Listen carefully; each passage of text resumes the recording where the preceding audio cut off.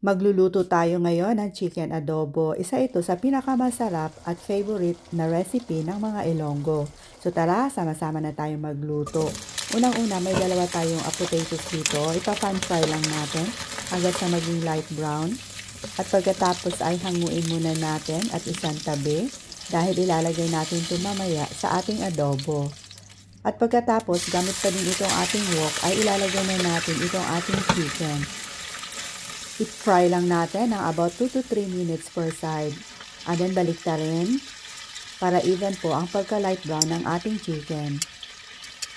At pagkatapos ay ilalagay na natin itong ating mga spices tulad ng bay leaves, peppercorns, at timplahan din natin ng patis ayon sa inyong panlasa. So hayaan lang natin ng mga about 2 minutes para maluto yung vinegar. At saka na natin paghalu-haluin. Continue cooking lang po hanggat sa konti na lang po yung liquid na natira, and then saka na natin ilalagay itong ating madaming bawang. At lalagyan din natin ng dissolved atsuete powder. About 1/4 cup po at saka 2 teaspoon of atsuete powder. And then balik na rin lang natin para magpantay po yung kulay ng ating chicken. Instead na maglalagay tayo ng soy sauce ay ito po yung nilagay natin, yung atsuete. At pagkatapos ay lalagyan din natin ng tubig para bahagyang maluto at takpan hanggat sa lumambot itong ating manok. I-check lang natin once in a while, baka naubusan na ng tubig or nasunog. And then tatakpan ulit natin hanggat sa konti na lang yung maiwan na liquid. And then naglagay din pala tayo ng konting sugar at saka seasoning. Konting asin ayon sa inyong panlasa.